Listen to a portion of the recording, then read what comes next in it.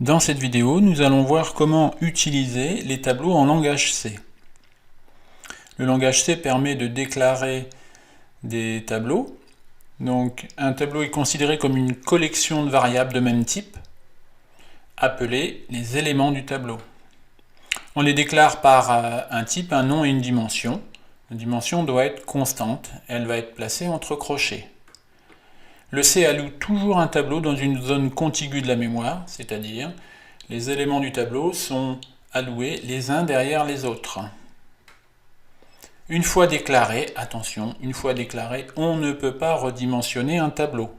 Si on a défini un tableau de 4 valeurs, il sera défini pour la durée complète du programme. Un exemple, int tab de 4, on définit tab comme étant un tableau de 4 entiers. Et on a ici la représentation, table de 0, ensuite est à côté, on va trouver à côté table de 1, ensuite table de 2, table de 3.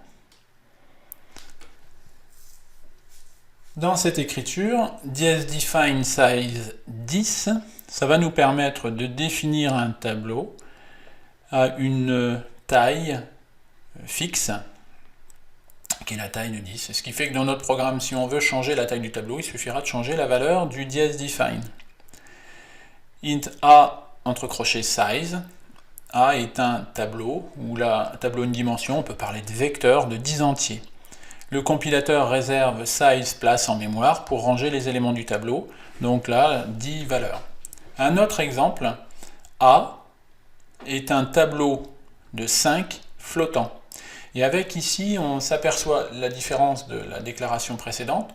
Outre le fait qu'on déclare un tableau de flottants et non pas un tableau d'entiers, on écrit juste égal entre accolades et les différentes valeurs. Là, ça nous permet d'initialiser notre tableau. Dans la première case du tableau, donc en A de 0, on aura 10.1, A de 1, on aura 20.3, etc., etc. Et A de 4, 50.4. J'attire bien l'attention, j'insiste sur le fait qu'un tableau de 5 cases commence à l'indice 0 jusqu'à l'indice 4. Pour accéder aux éléments d'un tableau, donc les éléments sont numérotés de 0 à 10-1, c'est ce que je disais juste avant, un tableau de 5 cases, on commence à la case 0 jusqu'à la case 4. Attention, il n'y a pas de vérification de borne, c'est au programmeur de vérifier.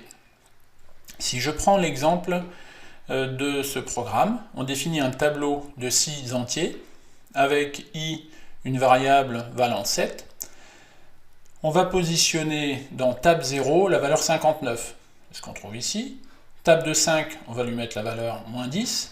Et tab de i divisé par 2, je vous rappelle ici, i étant un entier, divisé par 2, on fait appel à la division entière, donc 7 divisé par 2 ne vaut pas 3,5 mais 3, donc tab de 3 reçoit la valeur 2. On a initialisé notre tableau. Si après on veut affecter tab de 6 égale 0, ça pose un problème, parce qu'on est en dehors de notre tableau.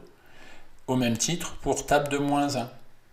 Le compilateur ne générera pas de message d'erreur, peut-être un warning, mais le problème viendra à l'exécution. Un autre exemple, dans ce programme on déclare un entier i, un tableau de 6 entiers, 1, 2, 3, 5, 7, 11, pour i variant de 0 tant que i est inférieur à 6i++, on affiche les différentes valeurs du tableau. Voilà comment accéder aux valeurs du tableau et comment les afficher. Attention, les tableaux consomment beaucoup de place en mémoire, on a donc intérêt à les dimensionner au plus juste, ne pas faire un tableau de 1000 valeurs si on n'en utilise que 150. On va s'intéresser maintenant à l'initialisation du tableau. Donc voici un programme qui va nous permettre de faire une saisie de valeurs et d'initialiser notre tableau. On définit int n pardon, comme étant un entier, une constante entière. On aurait très bien pu utiliser un dsDefine n10. On définit un tableau qui s'appelle tab de la taille 10, et c'est un tableau d'entiers. Pour i variant de 0 tant que i est inférieur à n, i++. Donc là on va faire varier i entre 0 et n. Et vous voyez, le message qui est affiché, c'est entrée table de 0, ensuite ça sera table de 1, table de 2, jusqu'à table de 9. Et ce qui est fait derrière, un scanf. Donc on saisit une valeur décimale que l'on va stocker dans table de i. On remarque ici qu'on utilise toujours le et commercial, puisqu'on est sur le scanf. On passe au scanf l'adresse de la case i du tableau. Voilà pour l'utilisation en initialisation d'un tableau avec une demande de saisie au clavier.